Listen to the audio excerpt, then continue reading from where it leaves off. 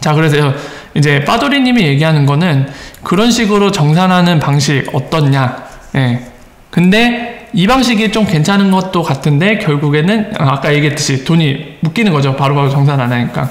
그럼 예치금 문제에 비슷한 게 발생되지 않냐 해갖고 이것에 대해 좀 얘기를 나눠보면 좋겠다 하는 얘기를 주셨어요. 자, 그래서 이거를 설명드리면서 아까 제가 서론에서 말씀드렸던 부분 있죠. 기존에 우리가 알고 있는 리프사 비즈니스 모델은 금융기관들, 은행이라던가 페이먼트 프로바이더들이 엑스커런트, 엑스라피드, 엑스비알 이런 것들을 통해서 지금의 방식보다 더 저렴하고 빠르게, 그리고 그런 장점이 있기 때문에 고객들이 매력을 느낄 만하고 이점을 가질 만하기 때문에 쓰게 되고, 그로 인해서 이제 리프사가 풀고 싶어하는 문제, 프리펀딩 문제라던가 또는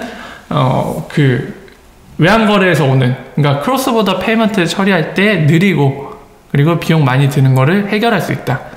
바로 본인들이 얘기하는 IOV, 이 가치를 실현시킬 수 있다. 인터넷에서 오늘날 막 이메일도 그냥 순식간에 주고받잖아요. 비용도 없이. 그런 것처럼 돈도 그렇게 움직일 수 있다.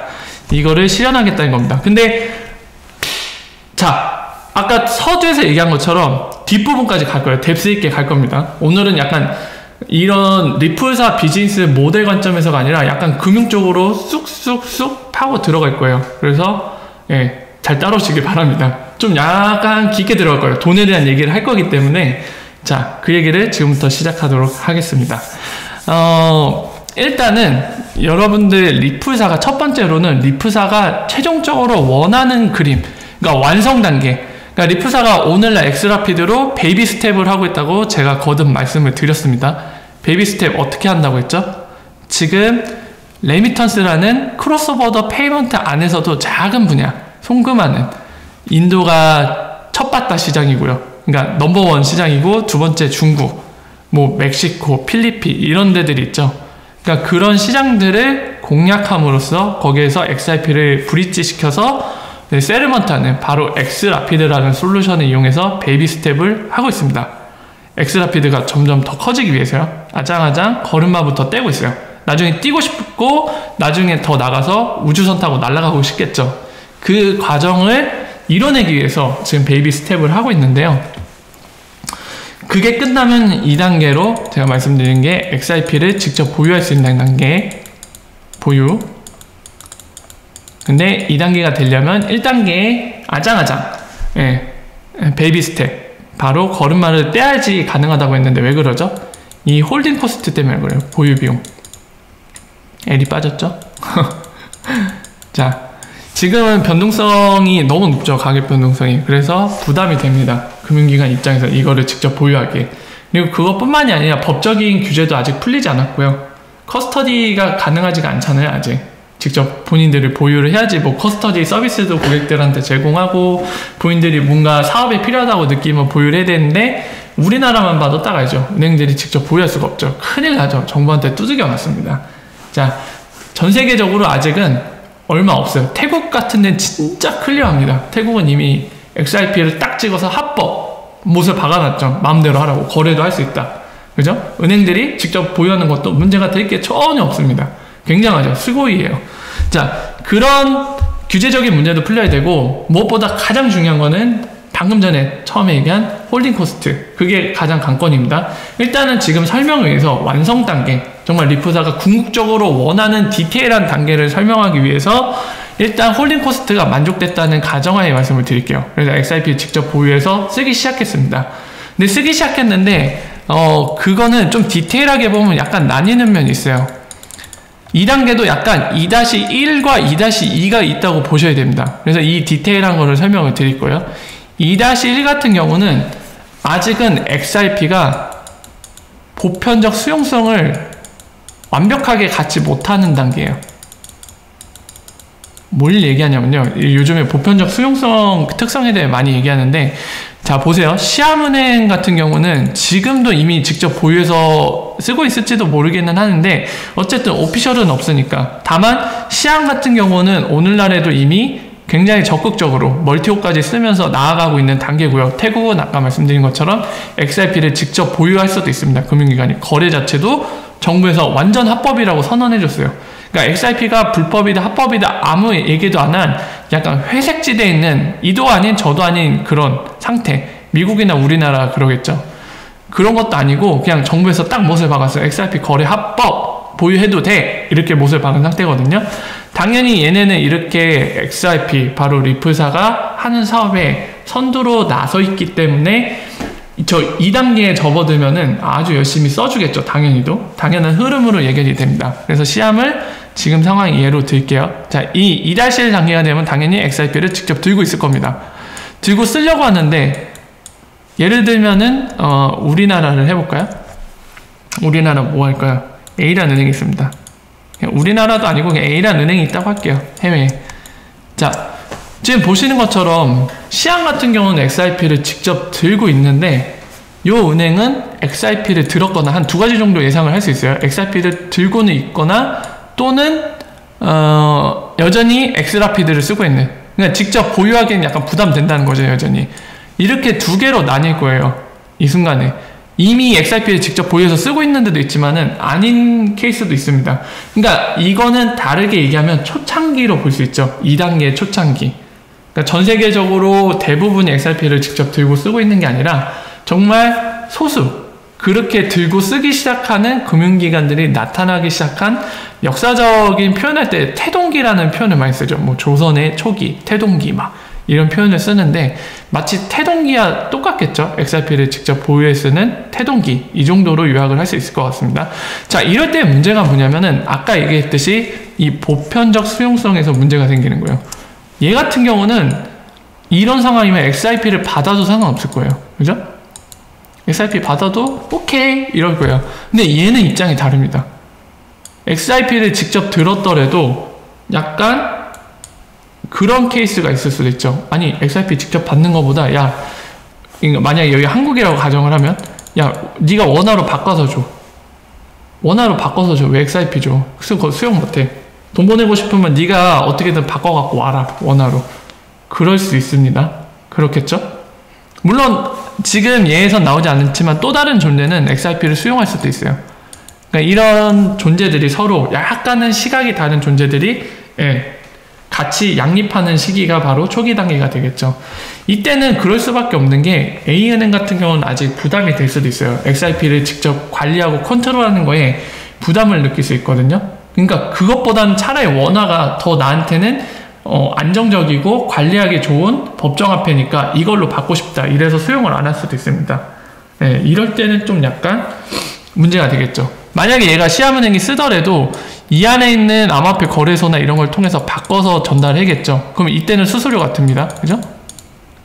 근데 XRP를 직접 던져서 보내고 싶은데 만약 받는 쪽에서 수용을 해준다. 보편적 수용성을 느껴서 이건 법정화폐만큼 강력해. 이거 내가 어딘가에 또 다시 쓸 수 있어. 왜냐면은 나 말고도 전체적으로 여기 XRP를 다 수용해 주니까, 다 수용해 주는데 마치 달러처럼요. 달러를 웬만한 전세계 금융기관들이 다 받아주죠. 그죠? 마치 그것처럼 XRP도 얘도 받아주고 어차피 얘도 받아주고 얘도 받아주고 얘도 받아주고 전체적으로 다 이런 분위기인데 뭐 나도 XRP 받을래. 그럴 수 있겠죠. 그럴 경우엔 수수료가 드나요? 들기야 들죠. 아주 조금. 뭐 들죠? 지난 시간에 또 얘기했었죠. 트랜잭션 코스트. 기본이 얼마? 10드랍. 100만 분의 10 XRP. 그게 체감이 안 되신다면은 그거를 원화 가치로 비교해서 말씀드릴게요. 10드랍은요. XRP가 개당 100만원 갔을 때 10원이에요. 10원. XRP가 개당 100만원 갔을 때 그 트랜잭션 코스트 기본 단위인 10드랍은 10원밖에 안 됩니다. 만약 오늘날 350원이 저 때도 유지될 리가 없는데 이런 그림이 됐을 때는 350원 말이 안 돼요. 전 세계적으로 XRP 다 보호하려고 했는데 이 수요가 어마어마한데 이때도 350원인 이가 진짜로 너무나 힘들겠죠. 뭐 될 수도 있겠지만 제가 상상할 땐 되게 힘들 것 같아요. 다들 보유하려고 하는데 이건 수요거든요. 뭐 어쨌든 간에 미래를 확정 지을 수는 없으니까 아마도 정황상 이 가격은 아닐 걸로 거의 확실시 되긴 하는데 어쨌든 그렇다고 하면 한 1000원쯤이라고 합시다. 뭐 1000원쯤 되더라도 100만 분의 1? 그러니까 10만 분의 1이죠. 10드랍이 이제 100만 분의 10이니까 10만 분의 1이 되겠죠. 그럼 1000원에 10만 분의 1이면 얼마죠? 네, 0.001원인가요? 네, 어마어마하게 작습니다. 사실 트랜잭션 코스트는 없다고 봐도 돼요. 솔직히. 네, 없다고 봐도 되죠. 자, 그 정도로 미미하기 때문에 지금 보면은 그러니까 수용 안 하는 애들 있을 때 걔네한테 보낼 때는 내가 바꿔서 피아트를 줘야 되기 때문에 수수료가 한번 들어가요. 그러니까 엑스라피드랑 비교했을 때 내가 처음에 사야 되고 내가 다시 해당 돈을 받는 국가의 법정화폐로 바꿔줘야 되니까 2번 들어가요. 2번 교환하면서. 그죠? 근데 그와 다르게 요거 직접 들고 쓸 때는 한 번. 그죠? 그리고 아예 XRP가 보편적인 수용성을 가질 때 전 세계적으로 웬만한 애들 다 XRP를 그냥 주고받아요. 그걸로 그냥 주고받아. 그러면 없어요. 트랜잭션 코스트밖에 없어요. 진짜 이게 바로 궁극적인 그림일 텐데, 일단은 아까 빠도리님이 질문하신 게 요 부분이잖아요. 요 부분 짚고 넘어갈게요. 자, 지금 빠도리님이 말씀하신 건 뭐냐면은 좋습니다. 시아문의 XRP 뭐 한 10만 개 들고 있다고 해볼까요? 10만 개는 이제 상황 설명에서 작게 얘기한 거예요. 만약에 금융기관이면 더 많이 들고 있을 가능성이 높죠. 근데 상황 설명에 딱 10만 개라고 가정하고 얘기하겠습니다. 자, 써요. 자꾸 신났어요. 시암은 이거 쓰니까 완전 뽕 빠져요. 그냥 마약을 먹는 것처럼 환각에 빠져요. 진짜 그 정도로 돈이 너무 잘 벌려. 너무 효율적이야. 너무 좋아갖고 환장해요. 그래서 막 씁니다. 여기저기 막 퍼부어요. 돈을 보내야 되면 무역대금이 뭐 처리해줄 때 XRP 막 던져요. 그래서 결국에 10,000개까지 줄였어요. 그러면은 시암은 그러겠죠. 어머, 이거 어떻게 해? 쓸게 10분의 1로 줄었네. 다시 챙겨야지. 그래서 어떻게 해야 할까요? 이런 경우는 어떻게 할 수 있을까요? 방법은 몇 가지 있겠죠. 여러분들도 떠올리시는 방법. 아마 암호화폐 거래소, 얘네한테 사는 거. 아니, 거래소라고 하면 적자. 거래소. 여기서 사는 방법도 있겠죠. 또 뭐가 있죠, 여러분들? 예. 리플사가 있겠죠. OTC 구매, 다이렉트 세일 있겠죠. 예. 요것도 있을 거고요. 또 뭐가 있죠? 또 있어요. 뭐가 있을까요, 여러분들? 뭐가 있을 것 같습니까? 힌트! 요거랑 좀 비슷해요. 요거랑 비슷한데 엄연히 다른 겁니다. 거래소에서 산다는 건요, 여러분들, 거래소에서 산다는 건 테이커로서 갖고 오는 거예요. 자, 그럼 제가 세 번째로 말씀드리려는 게 뭐냐면은 마켓 메이커로서 갖고 오는 방법이 있습니다. 뭐가 있죠? 시안 같은 경우는 바트가 그 통화기호가 어떻게 되나요? 제가 바트 B로 시작하는 건 알겠는데 한글로 씁시다. 바트라고 할게요. 통화기호 안 쓸게요. 그냥 태국 법정화폐가 바트거든요, 이름이. 자, 바트를 들고 있을 거 아니에요, 시아은행은. 당연히도. 그렇죠? 예. 네. 그러면 여러분들 생각을 해보세요. 거꾸로 저 정도로 XRP를 쓰는 상황이면요, 엑스라피드 때도 이미 존재하겠지만 저 때도 존재할 겁니다. 뭐가 존재하냐면은, 예를 들게요. 달러 할게요.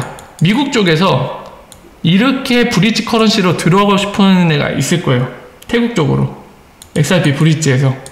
그러면은 이 아마존이나 우버 같은 거 설명할 때 나왔던 방법인데, 똑같이 시아은행도 이 방법을 쓸 수 있습니다. 뭐죠?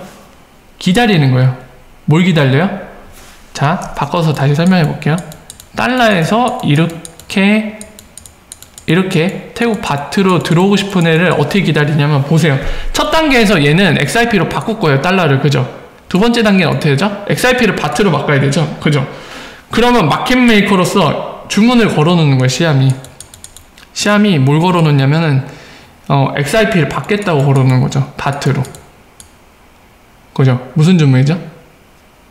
산다 주문이잖아요. 바이 하겠다고. 바트로 XRP 삽니다. 마켓메이커로서 오더북 걸어 놓는 거예요. 기다리는 거죠. 그러면은 얘는 시장 가격보다 낮게 살 수 있습니다. 오더 주문을 시장 가격보다 높게 걸 수가 있나요? 못 걸죠. 만약에 높게 걸면 여기 있는 셀 주문을 테이커로서 갖고 오는 거죠. 그죠? 네, 이걸 차이를 스프레드라고 하고요. 또 잠깐 지식으로 다시 한번 상기 차원에서 말씀드리고요. 이 간격 스프레드라고 부르고, 바이 주문 이쪽에다 걸어 놓는 거예요. 기다리는 거예요. 시아은행은 은행입니다, 여러분. 바트를 많이 갖고 있고, 기다린다고 해서 손해 볼 거 없거든요. 얼마든지 기다릴 수 있어요. 그죠? 그러니까 그 본인 자국 화폐인 바트를 들고 여기다 걸어놓고 기다리는 겁니다. 그럼 무조건 시장 가격보다 싸게 살 수 있어요. 그죠? 그런 식으로 충당도 가능합니다. 세 번째 방법. 이 방법 있죠. 그럼 수수료가 들더라도 여기에서 이미 이득을 갖고 오는 거예요. 시장 가격보다 싸게 갖고 오니까. 그렇지 않습니까? 이 상태에서 이걸로 시장 가격보다 낮게 산 거를 바로 집어던져서 쓴다고 생각을 해보세요. 이득이죠. 네, 엑스라피드보다 이득입니다. 이런 식으로 하면 결국에는. 물론 수수료는 조금 들겠죠. 들겠지만 그래도 이런 식으로 하면 이득이고, 여러분들 보셨지만 수수료가 안 들 수도 있어요. 왜 그러죠? 기억하십니까? 코인베이스 프로. 그런데 마켓메이커 수수료 빵이에요. 아예 수수료가 자체가 없어요. 마켓메이커.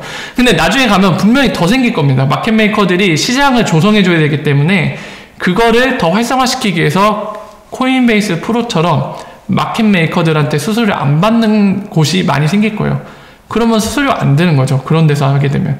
그러니까 이 방법 있고요.